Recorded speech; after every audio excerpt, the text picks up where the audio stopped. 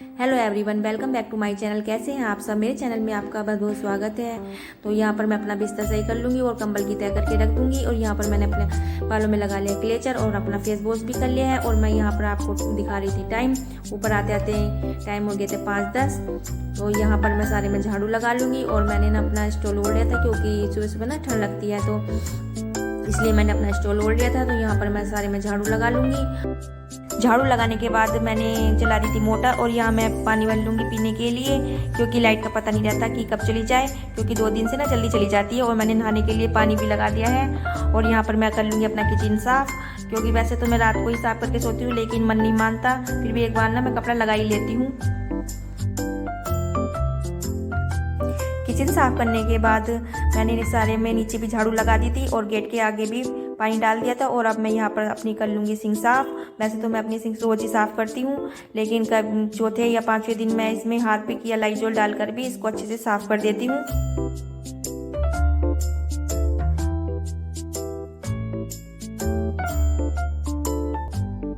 तो सिंक साफ़ करने के बाद साथ ही साथ मैं इधर की खिड़की भी साफ़ कर दूंगी, क्योंकि धूल वगैरह ना बैठी जाती है। तो यहाँ का सामान हटाकर अच्छे से साफ़ कर दूंगी और शीशे वगैरह भी अच्छे से साफ़ कर लूँगी। तो मैंने सिंक भी साफ़ कर दी है और अपने शीशे वगैरह भी साफ़ कर दिए हैं। और जब भी मुझे टाइम मिलता है मैं तभी कर देती हूँ, दोपहर में या शाम के टाइम। और बस अब मैं यहाँ पर लगा लूँगी पोछा। तो सारे मैं यहाँ पर पोछा लगा लूँगी। तो ऊपर मेरे सारे में पोछा लग गया है, मैं आ गई हूँ नीचे। तो ये नीचे भी मैं सारे में पोछा लगा लूँगी, क्योंकि झाड़ू पोछे में ही 2-2.5 घंटे तो झाड़ू पोछे में लग ही जाते हैं। बाहर तो मैंने पोछा लगा दिया है जहाँ पर गाड़ी खड़ी होती है, और गेट के आगे भी मैंने साफ़ कर दिया है। और बस यहीं तक दहलीज तक मुझे पोछा लगाना है, तो मैं यहाँ पर दहलीज तक पोछा लगा लूँगी और पोछा मेरा कंप्लीट। पोछा लगाने के बाद मेरा पानी भी गर्म हो गया था, तो मैं नहा ली थी और मैंने अपने कपड़े भी धो दिए थे। और मैं कपड़े ना ऊपर लेके जा रही थी, तो मैंने देखा कि इनका बिस्तर ऐसे पड़ा हुआ है। ये कभी कभी तो कंबल की तरह लगा देते हैं, लेकिन कभी कभी बस ऐसे छोड़ के चले जाते हैं। तो बस मैं इनका यहाँ बिस्तर सही कर दूंगी और कंबल की तरह बना कर रख दूंगी।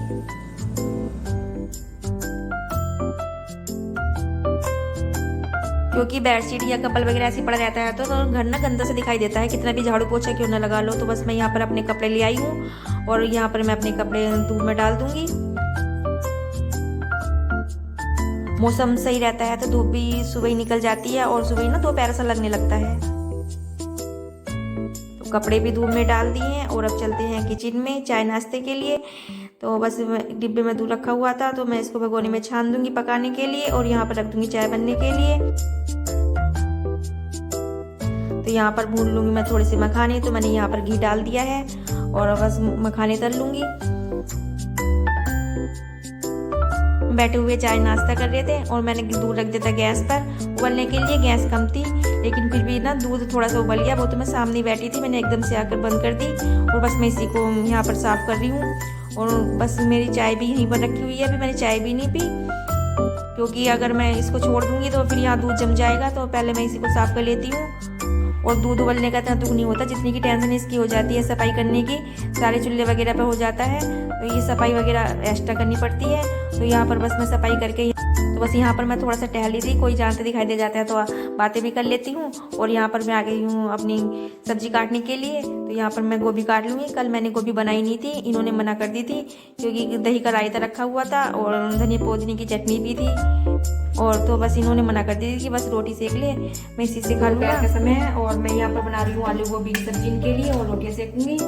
और बस ऐसे सिंपल से जीरे से छोकूँगी, क्योंकि हमारा व्रत है, इसलिए मैं लहसुन प्याज नहीं डालूंगी। अगर व्रत नहीं होता तो एक बार को मैं डाल भी लेती। यहाँ पर मैं छोक दूंगी गोभी और बस इसमें हल्दी नमक और मिर्च डालूंगी। कढ़ाई को मैंने दूसरे चूल्हे पर रख दिया है और आटा लगाकर मैं यहाँ पर रोटियां भी सेकने लगी हूँ। तो मेरी सब्जी बन गई है, ये देखिए।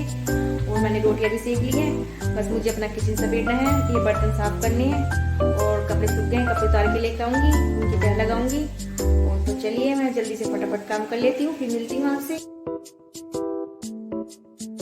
तो यहाँ पर मैं अपना किचन साफ़ कर लूँगी, चूल्हे को अच्छे से साफ़ कर दूँगी।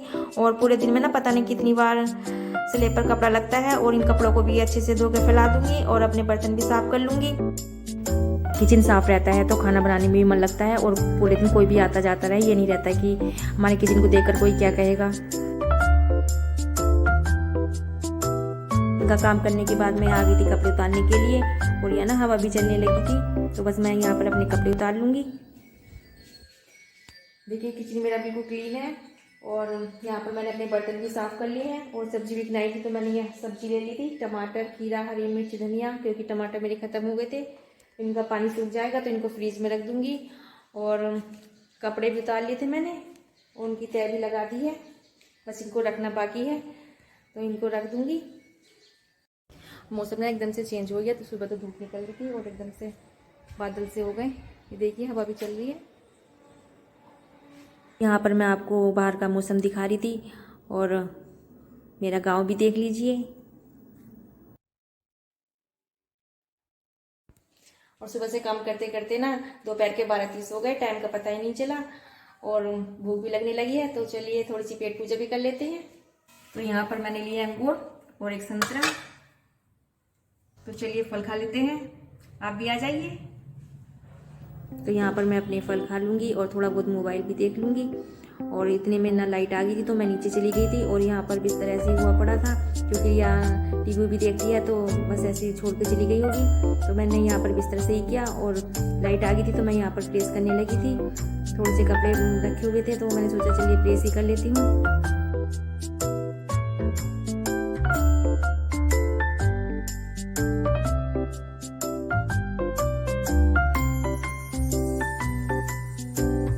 और पूरा दिन ना बस काम करते करते ऐसे निकल जाता है, सुबह से शाम हो जाती है।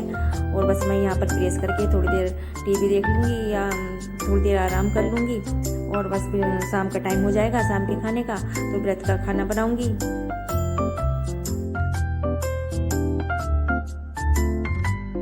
यहाँ पर मैंने अपने सूट पर भी प्रेस कर ली है।